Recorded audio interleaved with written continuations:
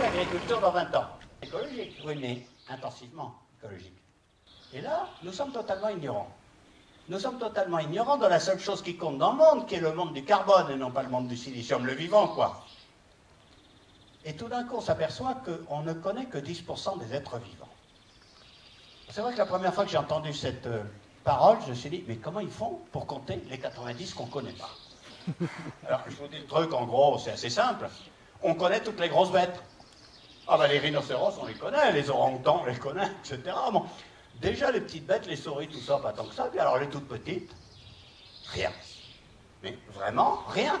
Regardez, dans 1 gramme de terre, maintenant, on imagine qu'il y a 4000 espèces de bactéries et 2000 espèces de champignons. Dans 1 gramme, hein. Je ne dis pas 4000 bactéries, je dis bien 4000 espèces de bactéries. Vous en connaissez combien, vous, en fait, hein? Sous 1 mètre carré de sol, il paraît qu'il y a 230 millions d'êtres vivants. 230 millions. Ah, quand même, ça fait du monde, hein. Regardez, le poids cumulé des bactéries qui sont dans le sol, c'est 1200 fois le poids de l'humanité. Alors, c'est tout petit. Peut-être que ça sert à quelque chose, 1200 fois le poids de l'humanité. Mais c'était beaucoup trop petit pour qu'on fasse connaissance. Donc, en résumé, l'agriculture jusqu'à maintenant, c'était bestial. Je ne sais rien de ce qu'il y a là-dedans. Il doit y avoir sûrement des trucs qui m'embêtent. Alors, je vais retourner pour recommencer à zéro. Puis je vais mettre des poudres blanches, violettes, jaunes à pois bleus. Comme ça, je ne serai pas emmerdé. Bon, ben, c'est extrêmement primitif. L'agriculture dite moderne, c'est un aveu d'incompétence totale. C'est parce que je ne connais rien de ce qu'il y a sous mes pieds que finalement, j'essaye de m'en passer. Ben, sauf que c'est maintenant que ça arrive. Mais ça arrive dans tous les secteurs du vivant. Ça arrive dans la médecine et ça arrive dans l'agronomie. Parce que, vous voyez, je suis quand même un peu raplapla à mon âge, mais il me reste quand même 100 milliards de neurones. Hein. 100 milliards. Ben, vous en connaissez combien? Ben, rien du tout. Autrement dit, on veut explorer les étoiles, tout ça, les planètes et tout, mais nous sommes à l'an 1 de l'agriculture et à l'an 1 de l'élevage. Ce qui va se passer dans les 20 ou 30 prochaines années va être absolument éblouissant. Je suis plein d'espoir parce que je m'aperçois que les 2 systèmes de production de matière végétale qui produisent le plus au monde, ils n'ont jamais vu un paysan. La forêt vierge et la prairie naturelle. Ben, c'est les 230 millions qui s'arrangent entre eux. Hein. Bon. Et donc nous, si on fait connaissance et qu'on essaye d'aider les bébêtes à faire leur travail de bébêtes, ben, ça va marcher. Ben, alors ça veut dire quoi? Ben, ça veut dire par exemple qu'on va arrêter de gérer le champ au champ. Ben, le champ avant c'était un demi-hectare, puis 2, puis 20, puis quelquefois 30. Et on continue à dire je gère le champ. Ah, le champ a soif, je vais l'arroser. Enfin, le champ a soif, tu ne peux pas dire de 20 hectares qu'il a soif. Il a soif où?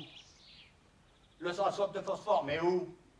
Ben, il a soif d'azote, mais où? Autrement dit, ben, vous le savez, le champ, ça ne se gère pas au champ, ça se gère au melon. Mais on peut gérer le champ au melon parce que le monde de l'électronique, du silicium, va nous permettre de le faire, avec une précision au melon près. Mais ensuite, mais ce que c'est que ça? Il faut couvrir le sol en permanence. On va récolter le blé, là. Plus tôt que prévu, si j'ai bien compris, hein, avec cette chaleur, bon. Mais vous avez vu le rayonnement solaire? Dans les endroits où on produit du blé, on dit, à partir du 10 juillet, le soleil, je m'en fous. Mais comment tu t'en fous? Tu te fous du soleil du mois de juillet, du mois d'août, du mois de septembre? Mais ça va pas, la Terre. Je veux dire, on a inventé la moissonneuse, puis la moissonneuse-batteuse, puis la moissonneuse-batteuse-lieuse. Il est plus qu'urgent d'inventer la moissonneuse, batteuse, lieuse, semeuse. Il n'y a rien de plus urgent que de ressemer des cocktails de plantes bien choisis, bien sélectionnés, là, dans les 2 heures après la récolte du blé. Parce que, quelque part, évidemment qu'il faut faire au moins 2 récoltes.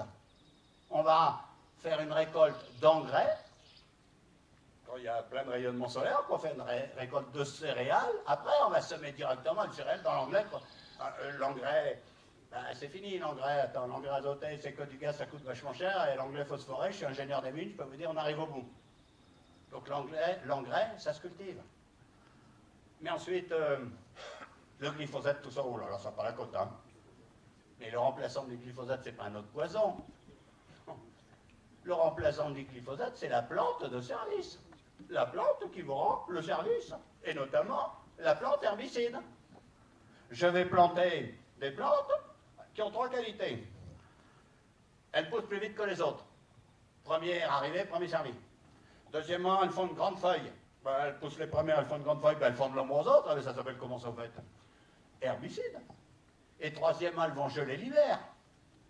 Et donc, je sélectionne des plantes herbicides. Mais c'est pareil pour les insecticides. Ça, c'est la notion d'animal auxiliaire de culture. Attendez, l'insecticide, ça se cultive, hein? On va cultiver les bébêtes, qui mangent les bébêtes, qui nourrissent de plantes. Et puis encore ici, ça va, je vois des arbres. Mais un peu plus loin, quand on va vers Paris, il n'y a plus d'arbres. Puis alors, quand on va en Champagne, zéro. Ah ben ça, pour arracher les arbres, on a arraché les arbres, hein? C'est une folie intégrale. Cette idée de dire, quand j'ai à côté de mon champ de blé, là, quand il y a une forêt, sur 1,50 m, c'est pas terrible, mon blé, alors l'arbre, non, c'est l'ennemi du blé, allez, sortez-moi les arbres, il faut que le tracteur s'exprime. Non, mais il n'y a pas d'arbres. Il n'y a plus d'oiseaux, il n'y a plus d'oiseaux, il y a trop d'insectes, insecticides, ah ben ils veulent plus d'insecticides. Et puis l'arbre, par un jour comme aujourd'hui, on est vachement content des l'ombre, hein. Ça régule l'humidité, ça régule la chaleur, ça va chercher les éléments nutritifs plus profonds, etc., etc. Faire et défaire, c'est toujours travailler. En ville, on a arraché les tramways, on en remet. À la campagne, on a arraché les haies, on en remet. Enfin, on va mettre des haies qui permettent le passage du tracteur, mais voilà. Donc, agro-foresterie. Et d'une manière générale, tout d'un coup, on s'aperçoit que grâce à tous ces progrès du monde du silicium, nous sommes à l'an 1 de l'agriculture. Nous sommes aussi à l'an 1 de l'élevage. Hein. Parce que l'élevage, ça consiste à trahir la vache en disant « Josette, c'est pas en forme aujourd'hui, qu'est-ce qui t'arrive ?» Non mais maintenant, Josette, on lui fait absorber un petit émetteur, et puis on gère Josette sur son téléphone portable. Le téléphone portable vous dit « Josette s'est levée à 6h18 ce matin, elle a fait son petit footing de 325 pas. Ouh, elle m'a l'air chaude, Josette. Je ne vais pas te conseiller de donner, mais enfin, l'insémination vers 17h38, ce serait pas mal. Ou alors, le téléphone portable sonne à 2h du matin en disant « Josette accouche, ça se passe pas très bien, enfin, tu fais ce que tu veux. » Et tout d'un coup, on dit « Mais on est à l'an 1 de l'élevage. C'est tout fini.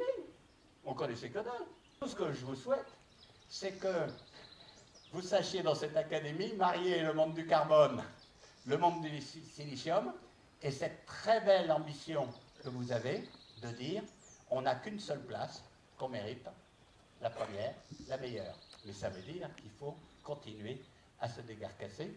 Mais je suis sûr que vous le ferez, donc je suis très fier d'être académicien. Merci.